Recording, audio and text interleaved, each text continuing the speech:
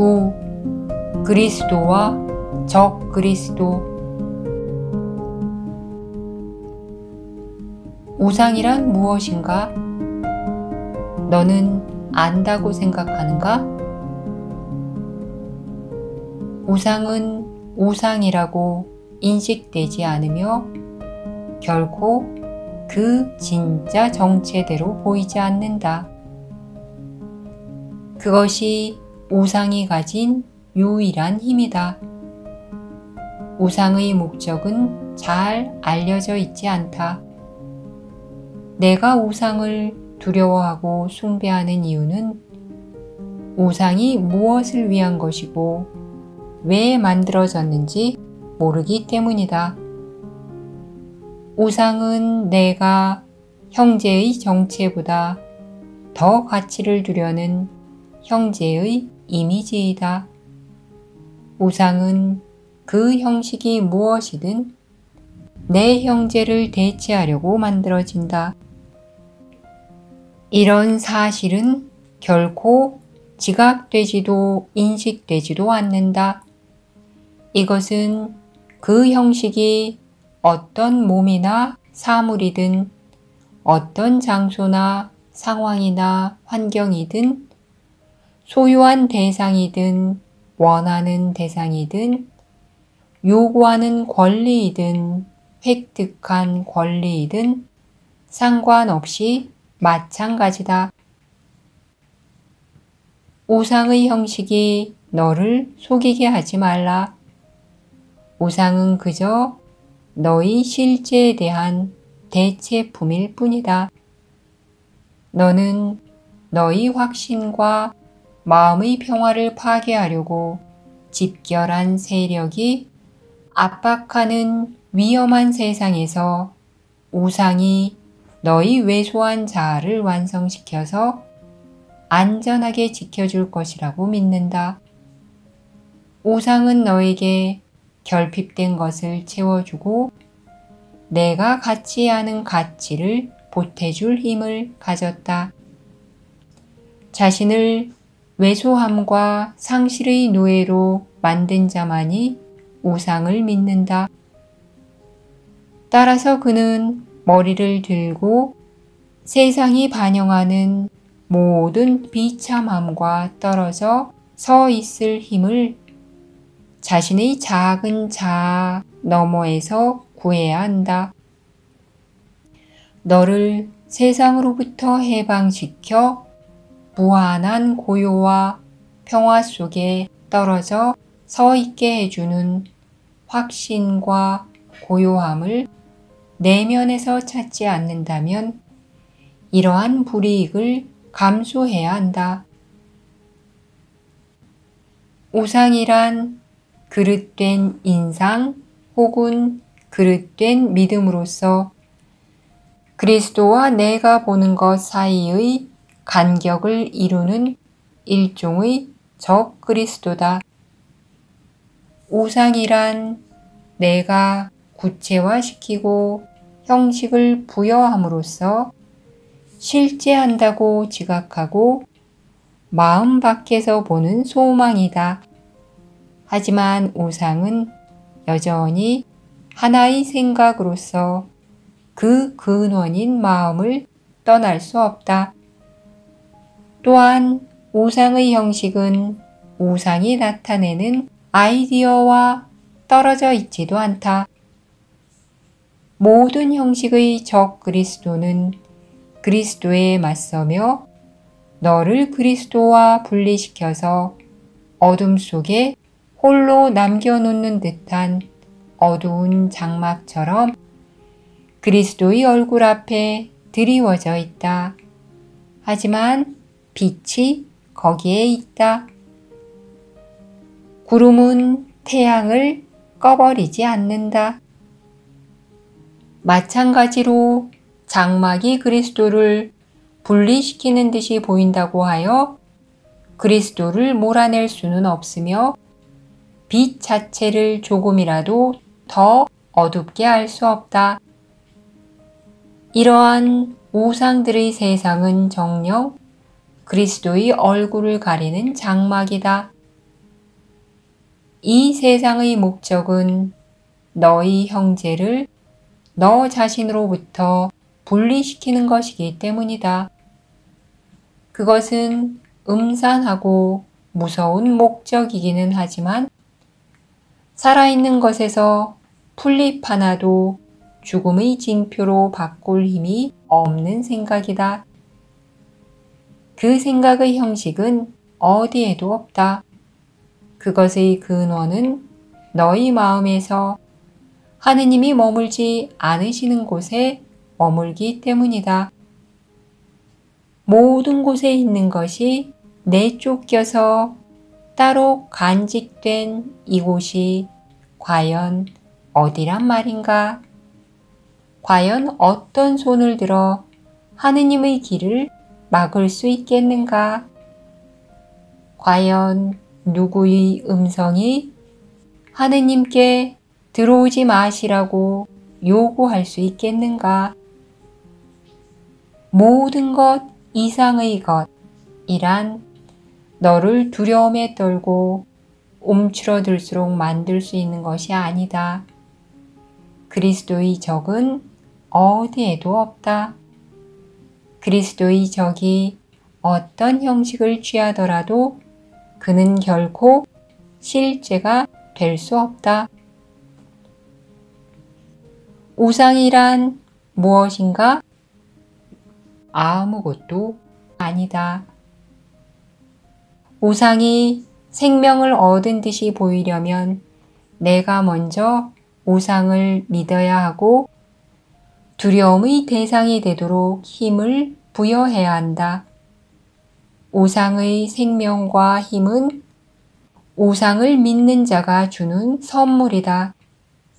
그리고 바로 이것이야말로 천국과 영원한 평화라는 선물을 받을 자격이 있는 생명과 힘을 가진 자에게 기적이 회복시켜 주는 것이다. 기적은 장막이 꺼버리지 못한 빛, 즉 진리를 회복시키지 않는다. 기적은 단지 장막을 걷어 올려 진리가 전혀 방해받지 않고 본래의 모습으로 빛나게 할 뿐이다. 진리는 그 자체가 되기 위해 믿음이 필요하지 않다. 진리는 이미 창조되었으며 따라서 정녕 존재하기 때문이다. 우상은 믿음에 의해 확립된 것이며 믿음이 거두어지면 죽는다. 전능을 넘어서는 어떤 힘이 있고 무한 너머에 어떤 장소가 있으며 영원을 초월하는 어떤 시간이 있다는 이상한 아이디어. 이것이 바로 적그리스도다. 바로 이곳에 이런 힘과 장소와 시간의 형식이 주어져 불가능한 것이 일어난 세상을 빚어낸다는 아이디어에 의해 우상들의 세상이 세워졌다. 바로 이곳에서 죽지 않는 자들이 와서 죽고 모든 것을 포괄하는 자들이 와서 상실을 겪으며 초시간적인 자들이 와서 시간의 노예가 된다.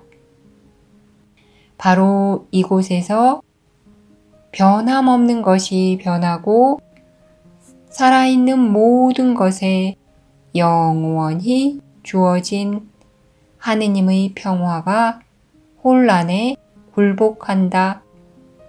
그리고 아버지처럼 완벽하고 죄 없고 사랑하는 하느님의 아들이 이곳에 와서 잠시 증오하고 고통받다가 마침내 죽는다. 우상은 어디에 있는가? 어디에도 없다. 무한한 것 안에 어떤 간격, 시간이 영원을 방해할 수 있는 어떤 장소가 있을 수 있겠는가? 모든 것이 비친 곳에 자리 잡은 어둠의 장소, 끝없는 것에서 분리된 음침한 골방은 있을 곳이 없다. 우상은 하느님이 만물을 영원히 두시고 당신의 뜻 외에는 그 무엇도 있을 여지를 남기지 않으신 곳 너머에 있다. 하느님이 모든 것이자 모든 곳에 계신 한 우상은 아무것도 아니고 어디에도 없을 것이다. 그렇다면 우상의 목적은 무엇인가?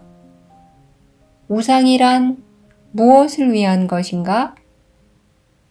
이것은 많은 답을 가진 유일한 질문으로서 각각의 답은 그 질문을 누구에게 했느냐에 달려 있다. 세상은 우상을 신봉한다.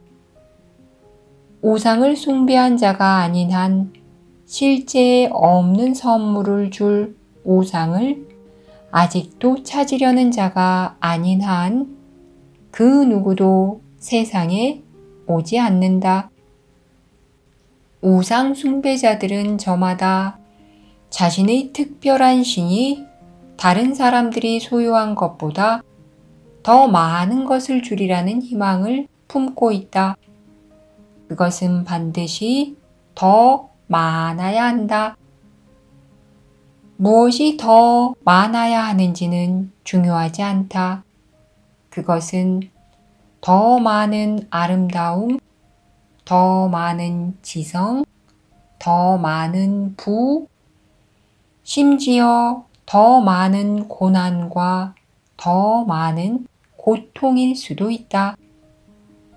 그러나 우상의 목적은 무언가를 더 얻는 것이다. 하나가 실패하면 다른 무언가를 더 찾을 수 있으리라는 희망으로 다른 것이 그 자리를 차지한다. 무언가가 취하는 형식에 속지 말라. 우상은 더 많이 얻기 위한 수단이다. 그리고 바로 이것이야말로 하느님의 뜻에 어긋나는 것이다. 하느님께는 많은 아들들이 아니라 한 아들만 있다. 과연 누가 더 많이 가질 수 있으며 누구에게 더 적게 주어질 수 있겠는가? 천국에서 하느님의 아들은 우상이 자신의 평화를 침범해 들어오더라도 그저 웃어버릴 것이다. 성령은 바로 그 아들을 대변해서 우상은 여기에서 어떤 목적도 없다고 말해준다. 너는 결코 천국 이상의 것을 가질 수 없기 때문이다. 천국이 내면에 있거늘 너는 왜 천국을 더 적은 것으로 만들 우상을 구하여 하느님이 당신과 하나인 너희 형제와 너에게 주신 것 이상을 달라고 하는가? 하느님은 너에게 존재하는 모든 것을 주셨으며 내가 그 모든 것을 잃을 수 없도록 확실히 해 두시려고 살아있는 모든 것들에게도 똑같은 것을 주셨다. 따라서 살아있는 것들은 모두 하느님의 일부이듯이 너의 일부이기도 하다. 어떤 우상도 너를 하느님 이상의 것으로 만들어 줄 수 없다. 하지만 너는 그 이하로 존재하는 것에 결코 만족하지 않을 것이다.